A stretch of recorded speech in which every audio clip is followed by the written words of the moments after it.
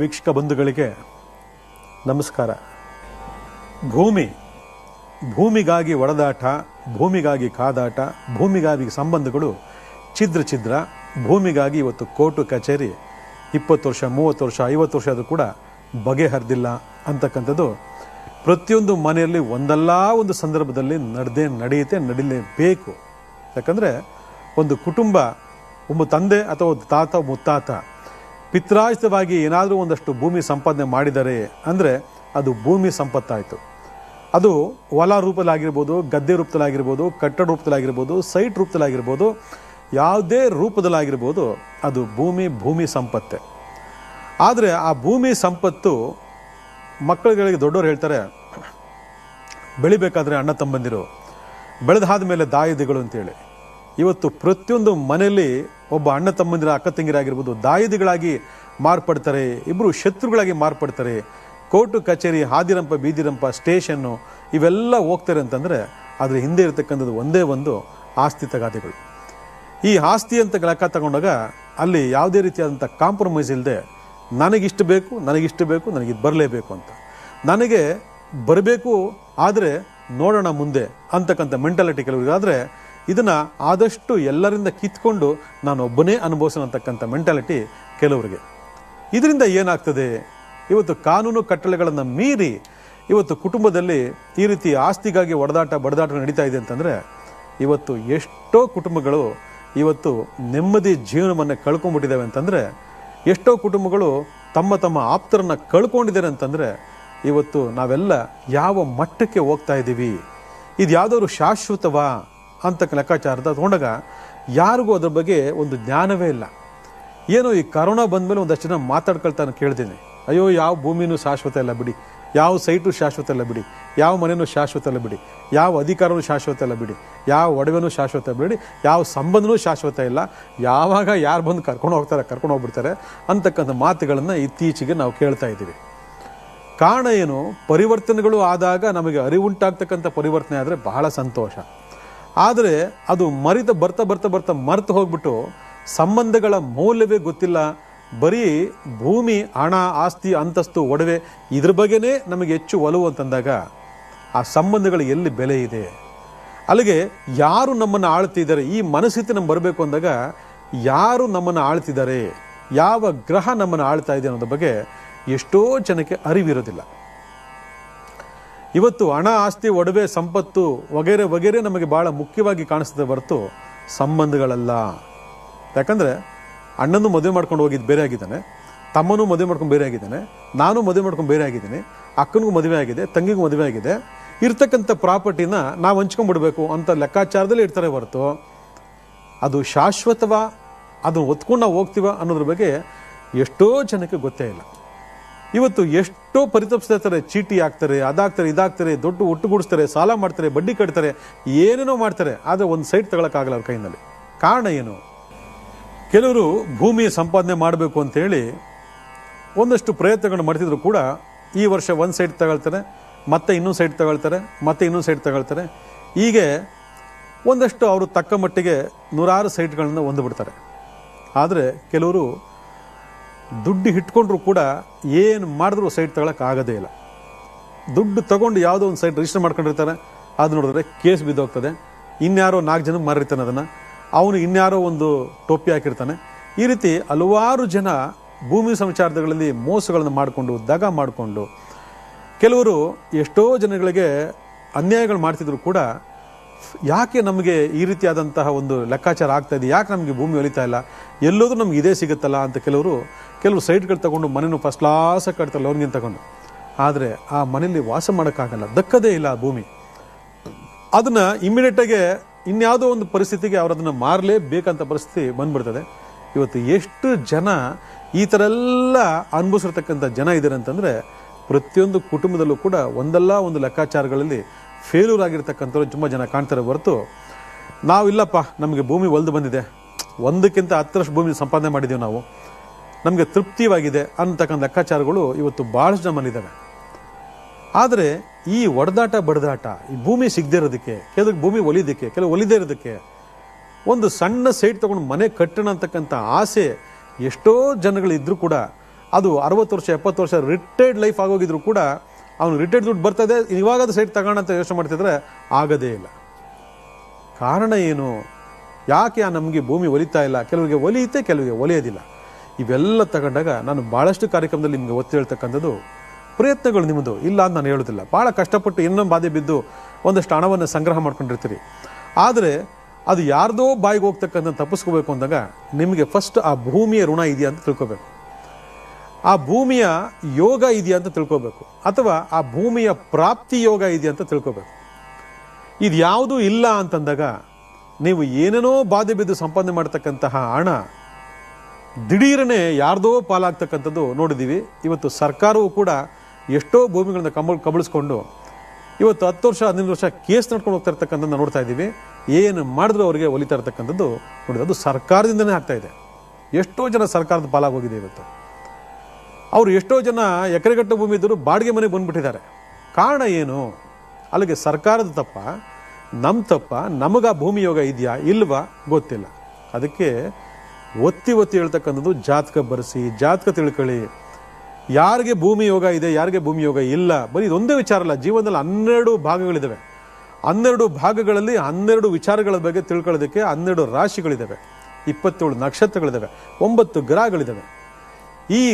ಈ ಲೆಕ್ಕಾಚಾರವನ್ನು ಯಾರು ತೆಗೆದು ನೋಡ್ಕೊಳ್ಳಲ್ಲ, ಅಲ್ಲಿವರೆಗೂ ಈ ಥರ ಏನಾದರೂ ಒಂದು ಆಸೆಗಳು ಪಡ್ತಿದ್ರೆ ಅದು ಆಸೆ ನೆರವೇರ್ತದ ಅಥವಾ ಇಲ್ಲವೇ ಇಲ್ವಾ, ನಾವು ಬಾಡಿಗೆ ಮನೇಲೇ ಜೀವನವನ್ನು ಕಳೆದು ಹೊಟ್ಟೋಗ್ತೀವ ಅನ್ನೋದ್ರ ಬಗ್ಗೆ ಯೋಚನೆ ಮಾಡುವಂಥ ಒಂದು ಪರಿಸ್ಥಿತಿ ಬಂದಿದೆ ಕೂಡ. ಇವತ್ತು ಎಷ್ಟೋ ಜನ ಕೊನೆವರೆಗೂ ತಾತ ಮುತ್ತಾತ ಹಿಡಿದು ಈಗಿನ ಜನ್ರೇಷನ್ ಕೂಡ ಬಾಡಿಗೆ ಮನೇಲೇ ಕಾಲ ಕಳಿತಕ್ಕ ನೋಡಿದ್ದೀವಿ. ಅವ್ರಿಗೆಲ್ಲ ಒಂದೇ ಒಂದು ಆಸೆ, ನಾವು ಅಂಬ್ಲಿ ಕುಡಿತೀವೋ ಗಂಜಿ ಕುಡಿತೀವೋ ಬೇಡ, ನಮಗೊಂದು ಸೂರು, ನಮ್ದೊಂದು ಸ್ವಂತ ಸೂರಿದ್ರೆ ಎಷ್ಟು ನೆಮ್ಮದಿಯಾಗಿರ್ಬೋದಲ್ಲ ಅಂತೇಳಿ ಇವತ್ತು ಆಸೆ ಪಡ್ತಾರಲ್ಲ, ಅವ್ರಿಗೆ ಇವೆಲ್ಲ ನೋಡ್ಕೋಬೇಕು ನೀವು. ನನಗೆ ಆ ಪ್ರಾಪ್ತಿ ಇದೆಯಾ? ನಾನೇನಾದರೂ ಸೈಟ್ ತಗೊಂಡ್ರೆ ನನಗೆ ಒಲಿಯುತ್ತಾ, ಅಥವಾ ನಾನು ಮನೆ ಕಟ್ಟಿದ್ರೆ ಒಲಿತದ, ಅಥವಾ ನಾನು ಜಾಗ ತಗೊಂಡು ಬಿಟ್ಟರೆ ನನಗೆ ಅದು ಮುಂದೆ ಅನುಕೂಲ ಆಗ್ತದ? ಇವೆಲ್ಲ ತಿಳ್ಕೋಬೇಕು.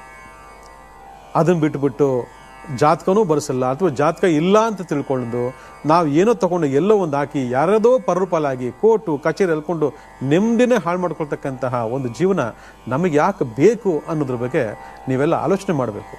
ಅಲ್ಲಿಗೆ ಆ ಭೂಮಿ ದೋಷ ಇತ್ತು ಅಂದಾಗ ನೀವು ಸಿಕ್ಕಾಕತ್ತೀರಿ. ನಿಮ್ಮ ಜಾತದಲ್ಲಿ ಭೂಮಿ ದೋಷ ಇತ್ತು ಅಂದರೆ ನೀವು ಸಿಕ್ಕಾಕತ್ತೀರಿ. ಹೌದು, ನೀವು ಹೇಳೋದು ಕರೆಕ್ಟು. ಯಾಕೆ ನಾವು ತಿಳ್ಕೊಳ್ಳೋದು? ಜಾತಕ ತೆಗೀರಿ, ಜಾತಕ ತೆಗೆದು ನೋಡಿ.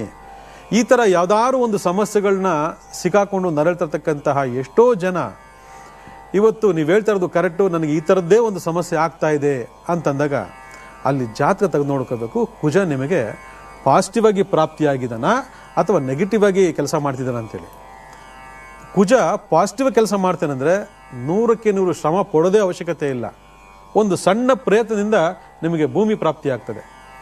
ಅದೇ ನೀವು ಎಷ್ಟೇ ಕೋಟಿ ದುಡ್ಡಿಟ್ಟಿರಿ, ನೀವು ಆ ಒಂದು ಭೂಮಿ ಪ್ರಾಪ್ತಿ ಇಲ್ಲ ಅಥವಾ ಕುಜನ ಒಂದು ಪಾಸಿಟಿವ್ ಇಲ್ಲ ಅಂತಂದರೆ ನೀವೇನು ತಿಪ್ಪಲಾಗೋದು ಕೂಡ ಒಂದಡಿ ಜಾಗ ತಗೊಳ್ಳೋಕ್ಕೂ ನಿಮ್ಮ ಕೈಯಲ್ಲಿ ಆಗಲ್ಲ.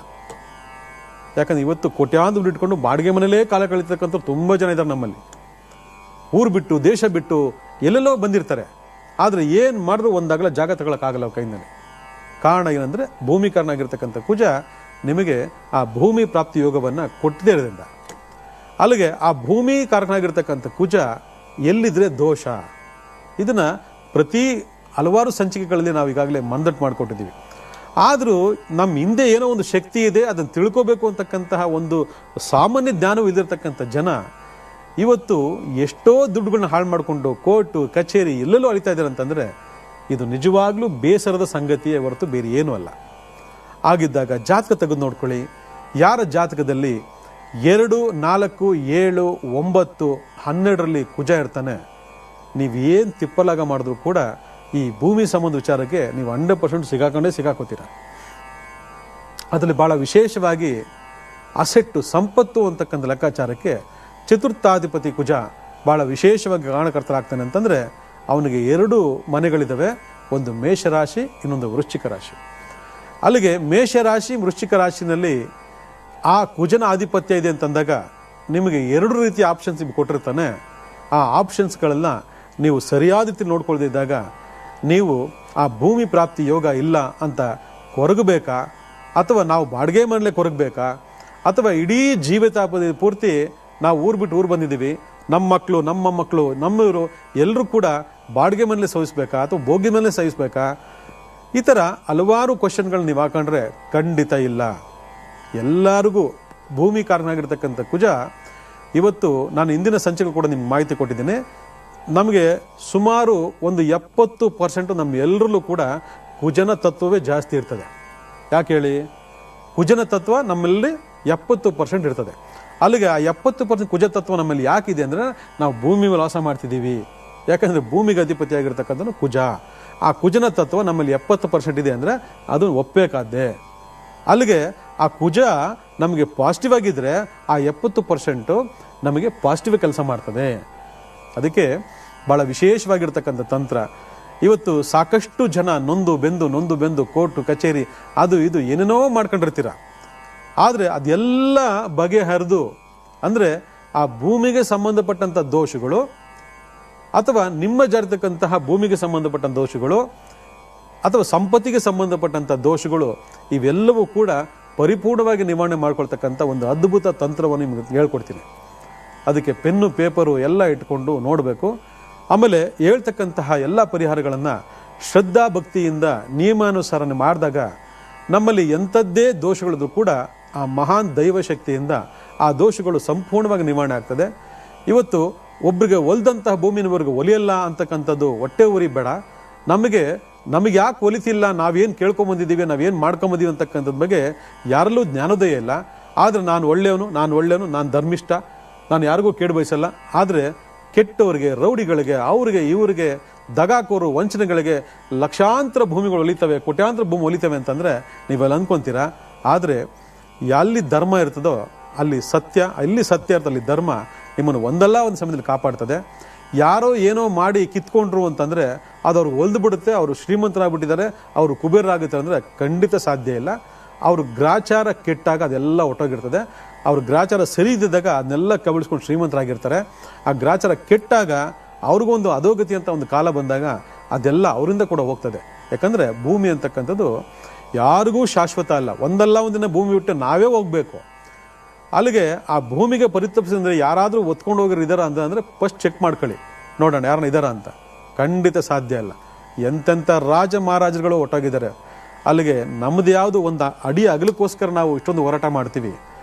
ಇಡೀ ದೇಶ ಊರನ್ನೇ ಬಿಟ್ಟು ಹೋಗಿರ್ತಕ್ಕಂಥ ಎಷ್ಟೋ ಜನ ಇದ್ದಾರೆ. ಆದರೆ ಅದರ ಹಿಂದೆ ಇರತಕ್ಕಂತಹ ಕಾರಣವನ್ನು ನಾವು ಅರ್ಥ ಮಾಡ್ಕೊಳ್ಳದೆ, ಆ ಕಾರಣಕ್ಕೆ ಸರಿಯಾದ ರೀತಿಯಾದಂಥ ಪರಿಹಾರ ಮಾಡ್ಕೊಳ್ಳದೆ ನಾವು ಬರೀ ಆಸೆ ಪಡ್ತಾ ಇದ್ರೆ ಇದು ಯಾವ ನ್ಯಾಯ, ಇದು ಯಾವ ಧರ್ಮ? ಭೂಮಿನ ಇಟ್ಕೊಂಡು ಅದನ್ನು ಅನುಭವಿಸಕ್ಕಾಗಿರ್ತಕ್ಕಂಥ ಎಷ್ಟೋ ಜನ ಇವತ್ತು ನಮ್ಮಲ್ಲಿದ್ದಾರೆ, ತುಂಬ ಜನ ಇದ್ದಾರೆ. ಒಂದೊಂದು ಪೈಸೆಗೂ ಅಲ್ಲಿರ್ತಕ್ಕಂತಹ ಕೋಟ್ಯಾಧಿಪತಿಗಳು ನಮ್ಮಲ್ಲಿದ್ದಾರೆ. ಆದರೆ ಎಲ್ಲಿ ಅವನಿಗೆ ಲಾಕ್ ಮಾಡಬೇಕೋ ಅಲ್ಲಿ ಲಾಕ್ ಮಾಡಿರ್ತಾನೆ ಆ ಭಗವಂತ. ನಾವು ಅಂದ್ಕೊಂಡಿರ್ತೀವಿ ಅಷ್ಟೇ, ಅದೇ ಹಾಗೆ ಇದೀಗೆ ಅಷ್ಟಿದೆ ಇಷ್ಟಿದೆ ಅನ್ಕೊಳ್ತೀವಿ. ಆದರೆ ಅನುಭವಿಸೋಕ್ಕೆ ಸಾಧ್ಯನೇ ಇಲ್ಲ. ಈ ಥರ ಎಲ್ಲ ಲೆಕ್ಕಾಚಾರಗಳನ್ನ ಅವಲೋಕನ ಮಾಡ್ಕೊಂಡಾಗ ನಮ್ಮಲ್ಲೇ ಏನೋ ಒಂದು ಕೊರತೆ ಇದೆ ಅನ್ನೋದ್ರ ಬಗ್ಗೆ ನಾವು ಯಾವತ್ತೂ ಅರಿವುಂಟು ಮಾಡ್ಕೊಳ್ತೀವಿ. ಅಥವಾ ನಮ್ಮಲ್ಲಿ ಏನು ಕೊರತೆ, ಆ ಕೊರತೆಗೆ ಏನು ಕಾರಣ ಇದೆ ತಿಳ್ಕೊಳ್ತೀವೋ ಆವತ್ತು ಇದಕ್ಕೆ ಬ್ರಹ್ಮಾಂಡವಾಗಿರ್ತಕ್ಕಂಥ ಪರಿಹಾರ ನಮಗೆ ಲಭ್ಯ ಆಗ್ತದೆ. ಯಾಕಂದರೆ ಜ್ಯೋತಿಷ್ ಶಾಸ್ತ್ರ ಹೇಳ್ತಕ್ಕಂಥದ್ದು ಜ್ಯೋತಿ ಅಂದರೆ ಬೆಳಕು ಅಂತ. ಈ ಬೆಳಕಿನ ಮಾರ್ಗದಲ್ಲಿ ನಮ್ಮ ಕಾರಣಗಳು ಕೂಡ ತಿಳಿಸಲ್ಪಡುತ್ತದೆ, ಆ ಕಾರಣಗಳಿಗೆ ಪರಿಹಾರ ಕೂಡ ತಿಳಿಸಲ್ಪಡುತ್ತದೆ. ಹಾಗಿದ್ದಾಗ ಕಾರಣ ತಿಳ್ಕೊಳ್ಳದೆ ಬರೀ ನಾವು ಹೋರಾಟ ಮಾಡ್ತಿದ್ರೆ ಹೇಗೆ ಸಾಧ್ಯ ನಾವು ಅದನ್ನು ಬಿಡಿಸ್ಕೊಳ್ಳೋದಕ್ಕೆ? ಹೇಳಿ ನೋಡೋಣ. ಅದರಿಂದ ಈ ಎಲ್ಲ ಲೆಕ್ಕಾಚಾರ ತಿಳ್ಕೊಳ್ಬೇಕು ಅಂದಾಗ ಭಾಳ ಜನಕ್ಕೆ ಆಸೆ ಆಕಾಂಕ್ಷೆ ಇರ್ಬೋದು, ಭಾಳ ಜನ ಇದ್ರ ಬಗ್ಗೆ ನೊಂದು ಬೆಂದಿರ್ಬೋದು. ಎಷ್ಟೋ ಹಿರಿಯ ತಲೆಗಳು ನನಗೆ ವಯಸ್ಸಾಯಿತು, ರಿಟೈರ್ಡ್ ಆಯಿತು, ಒಂದಷ್ಟು ಏನೊಂದು ಬರಬೇಕು, ನಮ್ಮ ಮಕ್ಳಿಗಾದ್ರೂ ಒಂದು ಭೂಮಿ ಮಾಡೋಗೋಣ ಅಂತ ಭಾಳ ಜನ ಪರಿತಪಿಸ್ತಾರೆ. ಆದರೆ ಜಾತಕ ಅವಲೋಕನೆ ಮಾಡ್ಕೊಳ್ಳದೆ ನಾವು ನಮ್ಮಿಂದನೇ ಆಗಬೇಕು ಅಂತಿದ್ರೆ ಅದು ಖಂಡಿತ ಸಾಧ್ಯ ಇಲ್ಲ. ಆದರೆ ನಮ್ಮಿಂದನೇ ಆಗಬೇಕು ಅಂತಕ್ಕಂತಹ ಏಜ್ಡ್ ಪರ್ಸನ್ಗಳು ಯಾರಿದ್ದಾರೆ ಪರಿತಪಿಸ್ತಿದ್ರೆ ಅವರೆಲ್ಲರೂ ಕೂಡ ಈ ತಂತ್ರದ ಬಗ್ಗೆ ನಿಮಗೆ ಮಾಹಿತಿ ಇಲ್ಲದಿರ್ಬೋದು. ಆದರೆ ಕುಟುಂಬದಲ್ಲೇ ಒಂದು 5 ಜನ 10 ಜನ ಇದ್ದಾಗ ಯಾರಿಗಾದ್ರೂ ಒಬ್ಬರಿಗೆ ಭೂಮಿ ಒಲಿತಕ್ಕಂಥ ಯೋಗ ಇದ್ದೇ ಇರ್ತದೆ. ಅಂಥವ್ರ ಹೆಸರಿನಲ್ಲಿ ಭೂಮಿಯನ್ನು ಪರ್ಚೇಸ್ ಮಾಡ್ತಕ್ಕಂಥ ಒಂದು ಸಂದರ್ಭ ತೊಗೊಂಡಾಗ ಆ ಜಾತಕದ ರೀತಿಯ ಒಂದು ನಾಲೆಡ್ಜ್ ಆದರೂ ನಿಮಗಿರಬೇಕು. ಅದು ನಮ್ಮಲ್ಲಿಲ್ಲ. ಇವತ್ತು ನನ್ನ ಮಗಳ ಹೆಸರು ಜಾಗ ತಗೊಂಡೆ, ಇನ್ನೊಂದು 4 ಸೈಟ್ ಜಾಸ್ತಿ ತಗೊಂಡೆ ಅಂತ ಹೇಳ್ತಾರೆ. ಕೆಲವು ನನ್ನ ಹೆಂಡತಿ ಹೆಸರಲ್ಲಿ ಜಾಗ ಮಾಡಿದೆ, ಅದು ಹೇಗೆ ಕಳೆದೋಯ್ತೋ ನಮಗೆ ಗೊತ್ತಿಲ್ಲ, ಯಾಕೆ ಹೊಟ್ಟೈತೋ ಗೊತ್ತಿಲ್ಲ ಅಂತಾರೆ. ಹಾಗಾದ್ರೆ ಹೆಂಡತಿ ತಪ್ಪು ಅಂತ ಅರ್ಥ ಇಲ್ಲ, ಆಕೆಗೆ ಆ ಪ್ರಾಪ್ತಿ ಇದೆಯಾ ಅಂತ ನಮಗೆ ಗೊತ್ತಿರೋದಿಲ್ಲ. ನಾವು ಯಾರ ಹೆಸಲು ಮಾಡೋಕ್ಕೆ ಹೋಗ್ತೀವಿ. ಇವತ್ತು ಎಷ್ಟೋ ಜನ ಮಕ್ಕಳ ಹೆಸರಲ್ಲಿ 200 ಕೋಟಿ 300 ಕೋಟಿ ಭೂಮಿಗಳನ್ನ ಮಾಡಿಟ್ಟಿರ್ತಾರೆ. ಅದೆಲ್ಲ ಯಾಕೆ ಸಾಧ್ಯ ಅಂದರೆ ಅದು ಪ್ರಾಪ್ತಿ ಯೋಗ, ಭೂಮಿ ಪ್ರಾಪ್ತಿ ಯೋಗ ಇತ್ತು, ಮಾಡ್ಕೊಂಡಿದ್ದಾರೆ. ನಿಮಗಿಲ್ಲ, ಒಂದು ಸೈಟು ನಿಮ್ಮ ಹತ್ರ ಇರೋದಿಲ್ಲ. ಆದರೆ ಇದೆಲ್ಲದಕ್ಕೂ ಒಂದು ಅದ್ಭುತ ಪರಿಹಾರ ಇದೆ. ಭೂಮಿ, ಮನೆ, ಕಟ್ಟಡ ಯಾರಿಗೆ ಬೇಡ, ಎಲ್ಲರಿಗೂ ಬೇಕೇ ಬೇಕು. ಅದರಲ್ಲೂ ಈ ಕಾರ್ಯಕ್ರಮ ಯಾರಿಗೆ ಬಹಳ ಮುಖ್ಯವಾಗಿ ಮೀಸಲು ಅಂತಂದರೆ, 1 ಅಡಿ ಜಾಗನೂ ತೆಗೆದುಕೊಳ್ಳದೆ 10 ವರ್ಷ 15 ವರ್ಷ 20 ವರ್ಷ 50 ವರ್ಷ ತಮ್ಮ ಜೀವಿತಾವಧಿಯಲ್ಲಿ ಕನಸು ಕಾಣ್ಕೊಂಡು ನಿರಾಶೆ ಹೊಂದಿದ್ದಾರಲ್ಲ, ಅವರು ಎಲ್ಲರೂ ಕೂಡ ಈ ಕಾರ್ಯಕ್ರಮ ನೋಡಿ ಸರಿ ಮಾಡ್ಕೋಬೇಕು. ಕೇವಲ 9 ಮಂಗಳವಾರಗಳ ಕಾಲ ಮಾಡ್ತಕ್ಕಂತಹ ಈ ತಂತ್ರ ಪ್ರಯೋಗದಿಂದ ಆ ಭಗವಂತ ಸಂತುಷ್ಟಿಗೊಂಡು ನಿಮ್ಮ ಎಲ್ಲ ಜಾತಕದ ಭೂಮಿ ದೋಷಗಳನ್ನು ನಿವೃತ್ತಿ ಮಾಡೋ ಜೊತೆಗೆ ನಿಮಗೆ ಭೂಮಿ ಪ್ರಾಪ್ತಿ ಯೋಗವನ್ನು ಕೊಡ್ತಾನೆ. ಇದನ್ನು ಅನುಭವಿಸಿ ನೀವು ಹೇಳಬೇಕು. ಯಾಕಂದರೆ ನಂಬಿಕೆನೇ ದೇವರು. ಆ ನಂಬಿಕೆ ಎಲ್ಲಿ ಇರ್ತದೋ ಅಲ್ಲಿ ಸದಾ ಭಗವಂತ ಜಾಗೃತನಾಗಿರ್ತಾನೆ ಅಂತೇಳಿ ಪುರಾಣ ಪುಣ್ಯಕಥೆಗಳು ಹೇಳ್ತದೆ. ಇದು ಸತ್ಯ ಕೂಡ. ಹಾಗಿದ್ದಾಗ ನಮಗೆ ನೀವು ಹೇಳಿದ ದೋಷಗಳೆಲ್ಲ ಇದೆ, ನಮ್ಮ ಕೈಯಲ್ಲಿ ಆಗ್ತಾ ಇಲ್ಲ, ಅದಕ್ಕೇನಾದರೂ ಒಂದು ಅದ್ಭುತವಾದ ಪರಿಹಾರ ಇದೆ ಅಂತಂದರೆ ತಗೊಳ್ಳಿ 6 ವೀಳ್ಯದೆಲೆಗಳನ್ನು. 6 ವೀಳ್ಯದೆಲೆ. 6 ಅಂದರೆ ಯಾರು?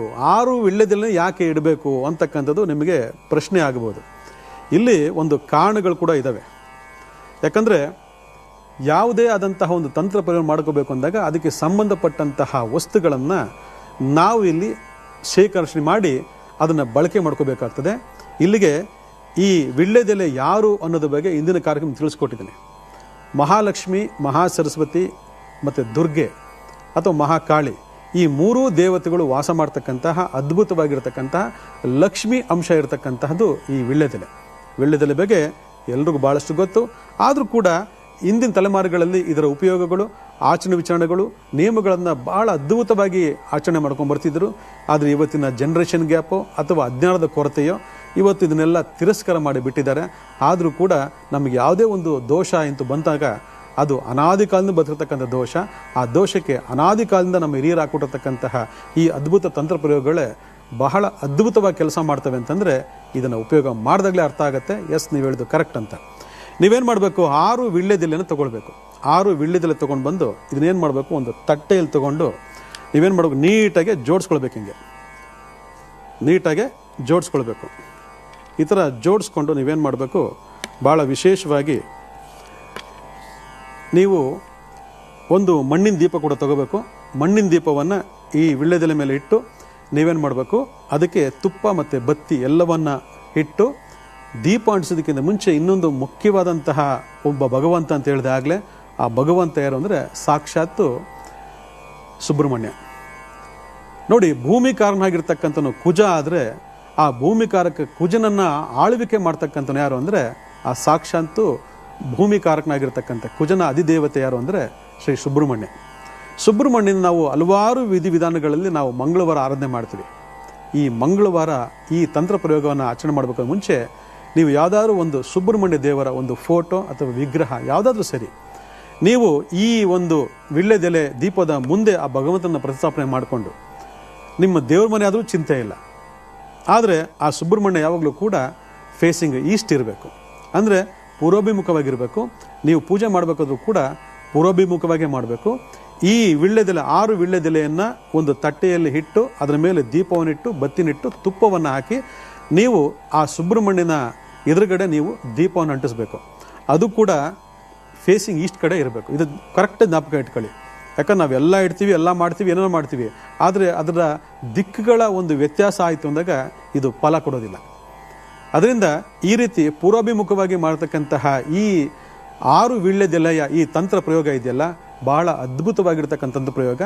ಇದನ್ನು ನೀವು ಸಾಕ್ಷಾತ್ತು ಆ ಸುಬ್ರಹ್ಮಣ್ಯ ಸ್ವಾಮಿಯ ಎದುರುಗಡೆ ಈ ತಂತ್ರ ಪ್ರಯೋಗವನ್ನು ಮಾಡಿಕೊಂಡು ದೀಪ ಅಂಟಿಸಿ ಸುಮಾರು 15-20 ನಿಮಿಷ ನೀವು ಸ್ಕಂದ ಷಷ್ಠಿ ಕವಚ ಅಥವಾ ಈ ಸುಬ್ರಹ್ಮಣ್ಯನ ಅಷ್ಟೋತ್ತರ ಅಥವಾ ಸುಬ್ರಹ್ಮಣ್ಯ ಸ್ವಾಮಿಯ ಒಂದು ಸಹಸ್ರನಾಮ ಅಥವಾ ಸುಬ್ರಹ್ಮಣ್ಯ ಸ್ವಾಮಿಯ ಮೂಲ ಮಂತ್ರ, ಇದನ್ನು ಯಾವುದಾದ್ರೂ ಕೂಡ ನಿಮ್ಮ ಮನಸ್ಸಿನಲ್ಲಿ ಏನಾಗಬೇಕು, ಇದು ಬರೀ ಭೂಮಿ ಸಂಬಂಧಪಟ್ಟಂಥ ವಿಚಾರ ಮಾತ್ರ, ಆ ಒಂದು ಸಂಕಲ್ಪವನ್ನು ಮನೆಯಲ್ಲಿ ದೊಡ್ಡವರು ಅಥವಾ ಹಿರಿಯರು ಯಾರೇ ಆದರೂ ಸರಿ ನೀವು ಮಾಡುವಂಥ ಒಂದು ಸಂಕಲ್ಪವನ್ನು ಮಾಡಿ ಈ ಮಂಗಳವಾರದಿಂದ ಇವತ್ತಿಂದ ನೀವು ಶುರು ಮಾಡ್ತು ಅಂದಾಗ ಆ 9 ಮಂಗಳವಾರದಲ್ಲಿ ಇದರ ಅದ್ಭುತವಾಗಿರ್ತಕ್ಕಂಥ ಪ್ರತಿಫಲವನ್ನು ನೀವು ನೋಡ್ತೀರ.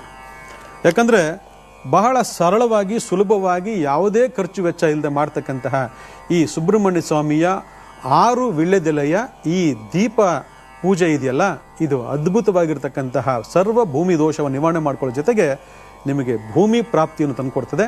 ಇದನ್ನು ಮಾಡಿಬಿಟ್ಟು ನಮಗೆ ಫೋನ್ ಮಾಡಿ. ಒಳ್ಳೆಯದಾಗಲಿ.